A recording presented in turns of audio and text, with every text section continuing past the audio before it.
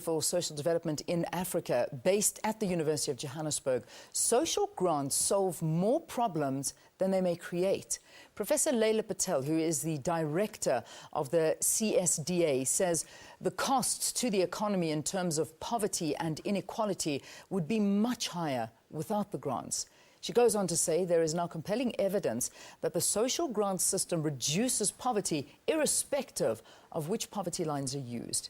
All right, so for more on this research, we are joined by herself in studio, Professor Leila Patel. So lovely to have you. Welcome to Morning Live. All right, let's talk about this research. What was the sole purpose of doing this particular type of research? Well, our centre does a range of research on poverty, children and youth, and disability and poverty and so on. So it's part of a social development research program that we have. Yeah.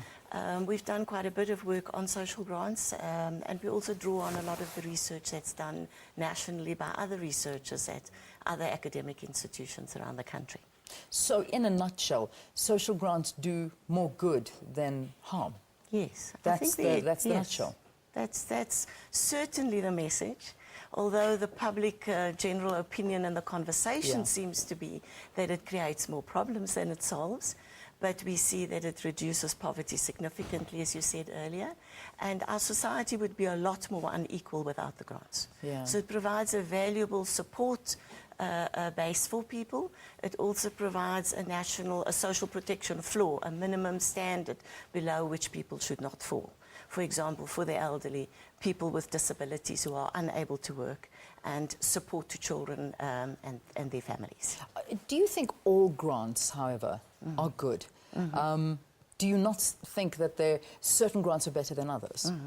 I think that's important. You've got to look at the particular grant program. In this case, when we speak of social grants, we're talking about grants that are cash transfers, and we have a very large cash transfer program. Similar to, say, another country such as Brazil has a very large program as well, and this is growing around middle-income countries around the world. Yeah. So there is a trend towards using cash to support people because it's flexible, they can use it, they've got choice in how they use it. And we know from our own research and across the different kinds of research that has been done, they all agree on one point, and that grant monies are used mainly for food. Yeah. Yeah, okay. How do you go about doing your research? Well, we've done different studies, but we work in a particular community in an urban area that is typical of other urban areas with a similar profile. And we've also recently done research on voting behavior of grant beneficiaries into urban communities that have similar levels of grant uptake. And they also have, but they have different political profiles. So that research was very interesting, and that was done recently. Previously, we looked at the impact of the grant and on the gender dynamics of the grant. You know, if you give the money to a woman, there's a view that money channeled via women would, in the case of child support grants, have a greater impact on school attendance of children, improved nutrition, improved care of children, and so on. All right, let's delve into the vote, because it must be quite interesting that this must affect a person's vote. Does it? Is that perhaps maybe not the way it is, but does the grant affect how a person votes? Yeah.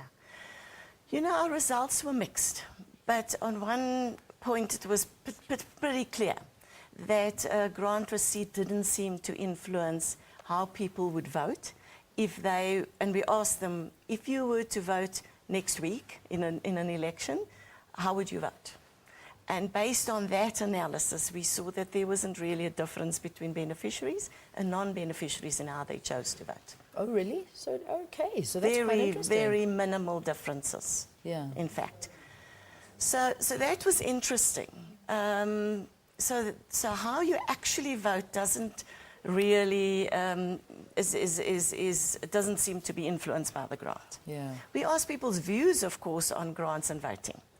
So, do you think that grants are a good thing? And 87% of people said yes, it is. It supports and helps poor people.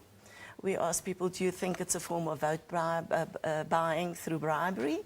And 64% of people said, no, it's not. Good. But 67% of people, more than two-thirds, thought that the distribution of food parcels at the time of an election would be tantamount to vote buying. Yeah.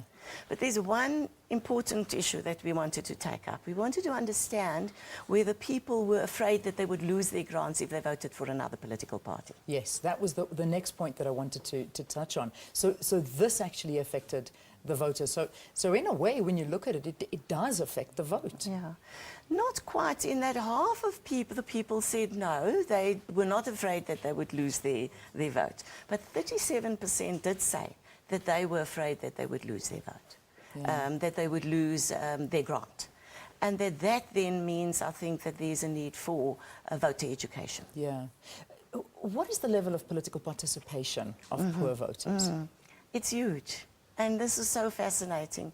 We have a very highly participative society, and people in poor communities participate greatly in elections. 75% of the people that we interviewed in these two communities voted in the last national and local government elections, and 85% said that they're going to vote in the forthcoming elections. Yeah. So we've got people actually exercise their democratic rights. Yeah, so you'd find that that's a massive portion of the voting population is within the poor.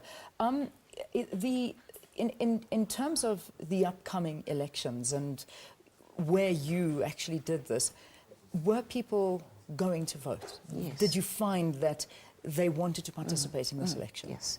85% of people said they're going to participate. Yeah. And that was interesting. So there's a high degree of interest in participation.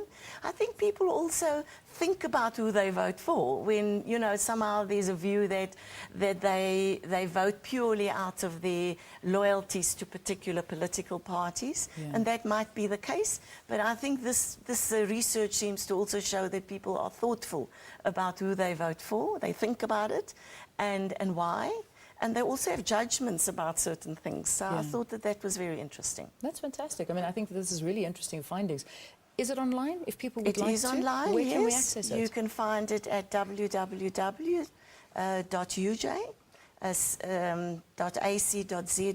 and /CSDA. Okay. All right. I think I'm going to get that from you and then retweet it, because I think it's going to be quite a difficult one, but very interesting to read. I'd like to have a look at that myself. Professor Leila Patel, thank you for talking to us. Quite interesting findings coming out of this particular research that was done by the Center for Social Development in Africa at the University of Johannesburg. I will get that address for you and tweet it, and I'm sure the Morning Live account as well will make sure that we tweet that for you so you can have a look at the findings.